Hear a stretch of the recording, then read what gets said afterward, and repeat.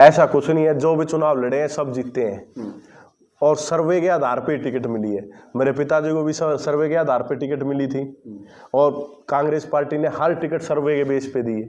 चाहे नारनौंद की टिकट थी जस्सी पेटवाड़ की, चाहे उकलाना की टिकट थी नरेश एलवाल जी की, चाहे कोई भी टिकट 90 की 90 टिकट सर्वे के आधार पे मिली। क्या यही 2 टिकटें उकलाना और नारनौंद ही हार का कारण तो नहीं बन पाई?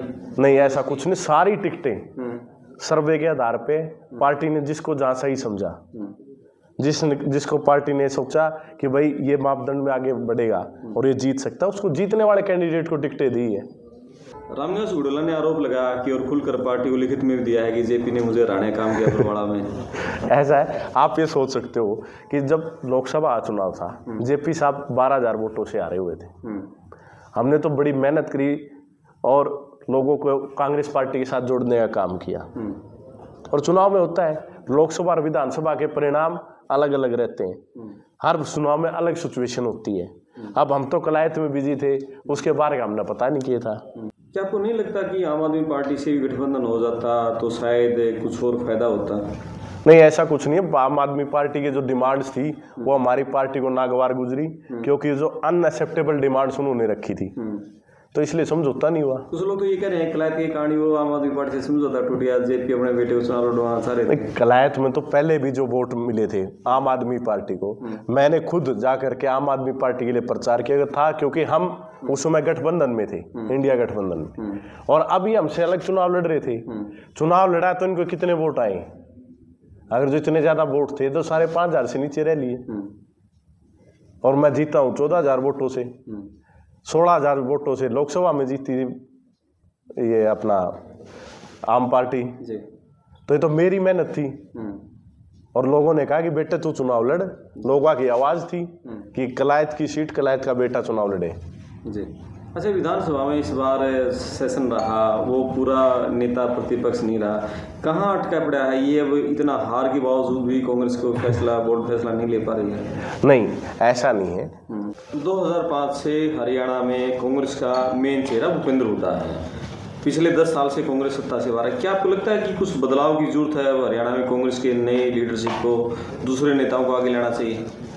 ये काम हमारी हाईकमान का है, और आज भी कोई सबसे लोकप्रिय नेता है तो चौधरी भूपेंद्र सिंह हुड्डा जी हैं। आप सदन में भी देख सकते हो, ये बात तो भारतीय जनता पार्टी वाले भी मानते हैं। जब ही तो बार बार जाके नहीं हुड्डा साहब आप बैठो, किस तरीके से, क्यों उनके लोगों में मासिज में पकड़ किसी की है तो चौधरी भूपेंद्र सिंह हुड्डा जी। 70 सीटें बांटने के बावजूद भी सरकार नहीं ला पाए वो। तो कोई बात नहीं है, ये 70 थी या 90 थी सीटें तो बांटी हाईकमान ने। बाबू बेटा का नारा बड़ा प्रचलन रहा इस इलेक्शन में। यहाँ तो बाबू बेटे की बात कर रहे हो आप, भारतीय जनता पार्टी वाला तो पूछ लो, उन तो पूछो, वहाँ भी है, कौन नहीं है बताओ? माँ बेटी भी हैं और बाप बेटी भी हैं। तो मैं नाम नहीं, ये तो अच्छी बात है कि जो पॉलिटिकल, जिनके फादर पॉलिटिक्स कर रहे हैं वो बच्चे आगे आ रहे हैं। भाई उनके मन है, लोग जिता रहे हैं ना, जनता मैंडेट दे रही है, जब भी वो वहाँ पे पहुँच रहे हैं, तो ये तो अच्छी बात है। नहीं, ये करें, कांग्रेस की सरकार की बात ही नहीं हो रही थी, हुड्डा सरकार कह रहे थे, ये नहीं कहा किसी ने कांग्रेस सरकार आ रही है। कांग्रेस सरकार क्यों? हुड्डा साहब किसके लिए वोट मांग रहे थे? कांग्रेस पार्टी के लिए वोट मांग रहे थे। तो कांग्रेस की सरकार थी, अगर जो नहीं आई तो सिर्फ ये ईवीएम की वजह से नहीं आई, मनी पावर की वजह से नहीं आई, मिसयूज ऑफ जो सरकारी मशीनरी था उसकी वजह से नहीं आई। क्या आपको लगता है कि बीजेपी जाट नॉन जाट करने में सफल रही चुनाव में? नहीं, ये एक मुद्दा ये भी भारतीय जनता पार्टी ने ही बनाया है। 36 बिरादरी का वोट कांग्रेस पार्टी को मिला है, और 36 बिरादरी ने कांग्रेस पार्टी को आशीर्वाद दिया है। ये तो सिर्फ भारतीय जनता पार्टी का एक प्रचार है। मैं तो मेरा ये मानना है व्यक्तिगत तौर पे कि ऐसे प्रचार किसी पॉलिटिकल पार्टी ने नहीं करने चाहिए। हमारा जो 36 बिरादरी का जो भाईचारा है उसे बचा के रखना चाहिए। हमारा एक जो देश है ये बहुत बड़ा देश है, इसकी यही खूबसूरती है कि यहाँ पे हर धर्म के लोग हैं, हर जाति के लोग। और एक बात और मैं आपके माध्यम से कहना चाहता हूँ, अगर जो भारतीय जनता पार्टी को अपनी लोकप्रियता पर इतना ही घमंड है तो वो एक काम कर ले, वो पूरे हिंदुस्तान में बैलेट पेपर पे वो करा दें वोटिंग, पता चल जाएगा। ईवीएम का रामदे कट जाएगी, या ये इन फिर कहने का मौका नहीं मिलेगा, लोग जिसको वोट देंगे वो जीत जाएगा। कांग्रेस के कार्यकर्ताओं ने तो बहुत मेहनत करी, उन्होंने तो मशीन के खिलाफ चुनाव लड़ा है। मैं तो उनकी दाद देता हूँ। उन्हें ये पता, उन्होंने एक ऐसी लड़ाई लड़ी है, देश को जागरूक किया कि भाई हरियाणा में जो ये मैंडेट आया चोरी से आया है, क्या आपको लगता है कि कुमारी शैलजा को चुनाव लड़वाया जाता तो चुनाव परिणाम कुछ और बेहतर रहता आपका? ये काम तो हमारी जो हाईकमान है उनका है, और कुमारी शैलजा जी अगर जो चुनाव लड़ना चाहती तो वो लड़ देती। ये तो सिर्फ मीडिया प्रचार करती है। और एक ही टिकट सीट पर उन्होंने हाथ खड़ा किया था डॉक्टर जयकार, वहाँ से फिर मतलब हेलीकॉप्टर से टिकट ला कर दी जा रही है, एक मैसेज क्या दे? अभी तो आपने मेरे से पूछा भाई सर्वे के आधार पर, सर्वे के आधार पर तो टिकट मिली है, जिसको भी मिली है सर्वे के आधार पे मिली। जो चुनाव जीत सकता था उसको टिकट मिली, और जो टिकटें मिली हैं वो जीतते भी हैं। किसान आंदोलन किसानों का आंदोलन था, वो गैर राजनीतिक आंदोलन था, मगर उसमें हरियाणा के बच्चे से लेके नौजवान और बुजुर्ग हर वर्ग उससे जुड़ा हुआ था, क्योंकि खेती से जुड़ा था वो आंदोलन, और हरियाणा खेती पे निर्भर एक स्टेट है। उस आंदोलन को कैश करने की बात नहीं, लोगों की आवाज़ उठानी होती है। वो कांग्रेस पार्टी ने पुरजोर तरीके से उठाई, और जो ये मैंडेट आया मनी पावर का, अगर जो किसान आंदोलन और लोगों के अगर जो वोट बैलेट पे पड़ते तो 70 सीट कांग्रेस पार्टी जीतती। लगे हुए हैं सबसे पहला क्या, प्रजातंत्र में सबसे पहले पर्चे, मतलब अपने देसी भाषा में क्या, पर्चे फाइल करा रहे हैं, यानी कोर्ट में पिटीशन लगाई जाती है। पिटीशन हमने लगा दी है, आगे जो कोर्ट का प्रोसीजर है वो फॉलो होएगा, और मेरा विश्वास है न्यायालय में कि दूध और पानी का पानी होगा, और कांग्रेस पार्टी जो है उसकी जो आवाज़ है पूरे हिंदुस्तान में पहुंचेगी। कांग्रेस नेताओं में आपस में जो अनबन रही चुनाव के दौरान, कुमारी शैलजा की नाराजगी, ये कारण नहीं रहे, इसके चलते भी तो कांग्रेस तो कम वोट आए। आप कांग्रेस की बात तो कर रहे हो, मैं तो भारतीय जनता पार्टी वालों से पूछना चाहता हूँ। विद साहब ने कहा कि चुनाव के दौरान मुझे मारने की कोशिश हुई, मेरे पे जानलेवा षड्यंत्र रचे गए मेरी जान लेने के, और ये बात सदन में भी उठी। तो भारतीय जनता पार्टी में देखो, ये तो फूट से भी आगे निकल गए हैं। तो कांग्रेस पार्टी में तो कोई फूट थी ही नहीं, मगर भारतीय जनता पार्टी ने एक प्रचार किया था। क्या ऐसा नहीं लगता कि भूपेंद्र हुड्डा, दीपेंद्र हुड्डा दो पर पूरी पार्टी केंद्रित हो गई थी, उसके चलते दूसरे नेताओं की नाराजगी थी या वोटरों की नाराजगी वो भारी पड़ गई हो? नहीं, कांग्रेस पार्टी ने हर नेता कांग्रेस पार्टी के लिए वोट मांग रहा था, और जो वोट परसेंटेज आए हैं ये उसका परिणाम है कि सब ने मिलकर चुनाव लड़ा, और भारतीय जनता पार्टी ने मैंडेट को चोरी किया।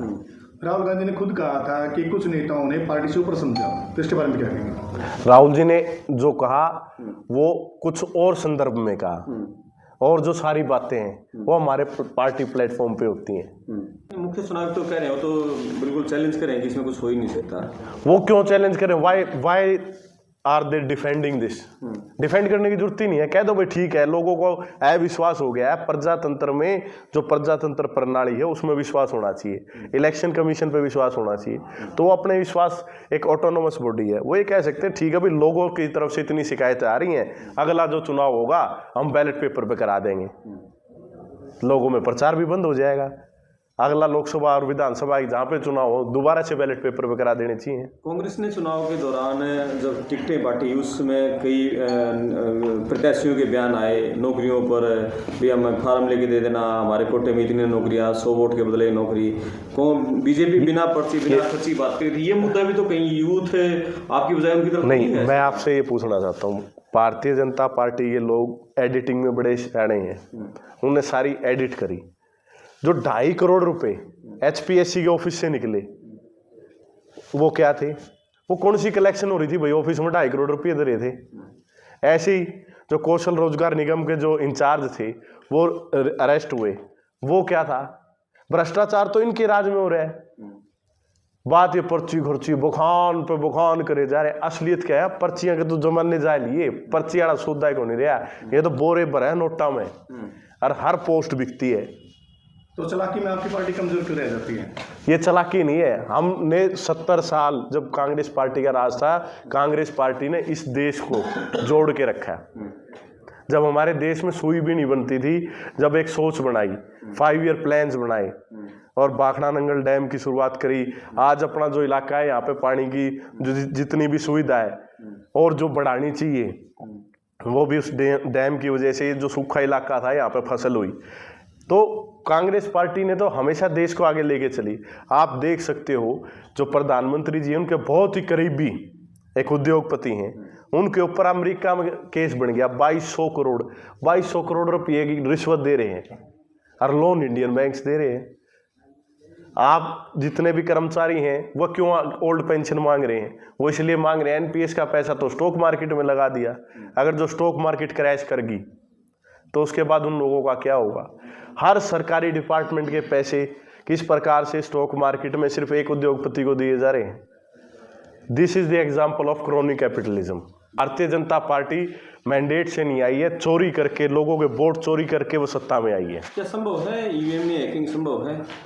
ये बात तो एलन मस्क जी ने भी कह दी, जो दुनिया के सबसे बड़े टेक्नोलॉजी, जिन्होंने रॉकेट को ऊपर छोड़कर फिर उल्टा पकड़ लिया, कितनी स्पीड होती है, वो आदमी ये कहने लग रहा है जो भी मशीन है वो हैक हो सकती है। उसके बाद हमारे नेता प्रतिपक्ष भी बना दिए जाएंगे और कांग्रेस पार्टी में जो सबसे लोकप्रिय नेता हैं चौधरी भूपेंद्र सिंह हुड्डा जी हैं, वो वहाँ पे थे, जरूरत नहीं थी।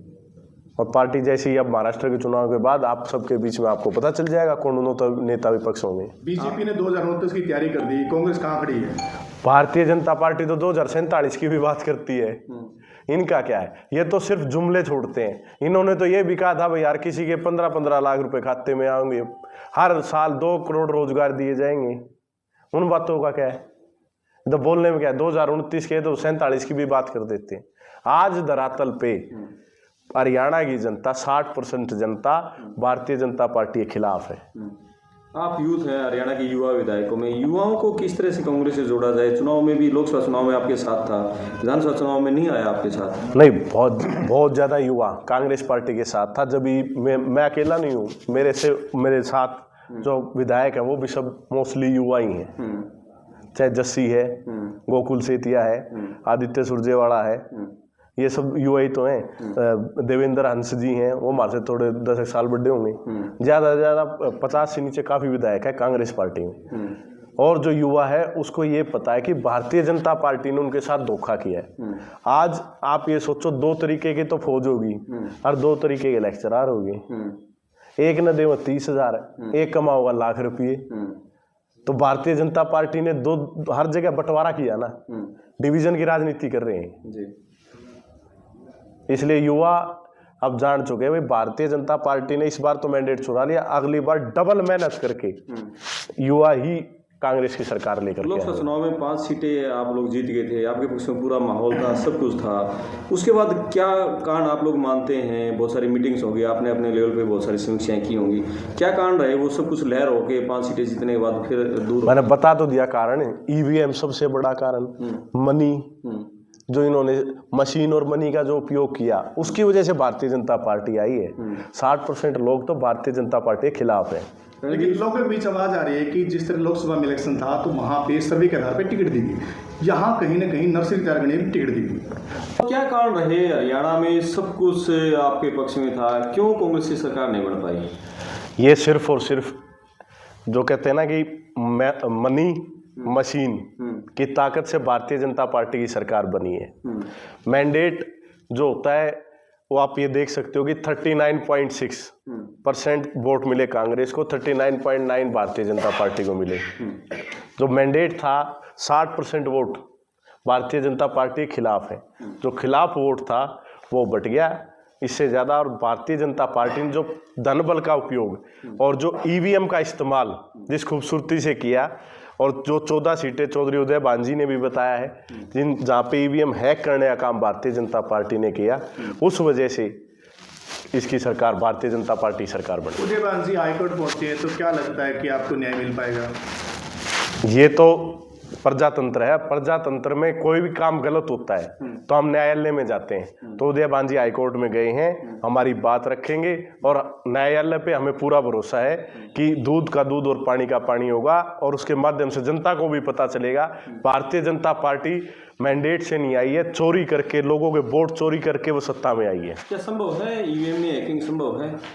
ये बात तो एलन मस्क जी ने भी कह दी, जो दुनिया के सबसे बड़े टेक्नोलॉजी, जिन्होंने रॉकेट को ऊपर छोड़कर फिर उल्टा पकड़ लिया, कितनी स्पीड होती है, वो आदमी ये कहने लग रहा है जो भी मशीन है वो हैक हो सकती है। लेकिन जहाँ पे इंटरनेट की पॉसिबिलिटी नहीं है तो कैसे हैक की जा सकती है? वेव्स तो हो सकती हैं, अंदर कैलिब्रेशन होती हैं, बहुत सारी चीजें होती हैं। हैक की पॉसिबिलिटी सबसे ज्यादा है इसमें, ईवीएम में। सर, अंबानी अडानी जी की आप बात कर रहे हैं, अडानी जी को एक एनर्जी प्लांट लगाना था, आप कह रहे हैं कि मोदी जी की सपोर्टर हैं, तो जबकि उन्होंने 25,000 करोड़ ये तो बात हुआ, बताओ भाई वहां की सरकार उन पर क्यों केस कर रही है? वो लगा ही आज नहीं सर, है लगा ही नहीं। क्यों नहीं? इसीलिए नहीं लगाया ना, क्योंकि क्या है, ये प्रोजेक्ट तो तैयार कर देते हैं कागजों में, धरातल पे कुछ होता नहीं। वो जो पैसा होता है वो पता नहीं कहाँ कहाँ घुमा देते हैं। बड़े बड़े आजकल सीए बैठे हैं। अपन पहले भी देखा था भाई, जब हाइडेनबर्ग की रिपोर्ट आई थी, हिंडनबर्ग की, उसके बाद शेयर गिरे थे। फिर कुछ कंपनियों से दुबई से पैसा आया था, वो होल्डिंग कंपनियां थी। वो कौन सी कंपनियां थी? सेबी में जो जांच जो होनी है वो क्यों नहीं हो रही अभी तक? ऑल पार्टी मीटिंग क्यों नहीं बिठाते?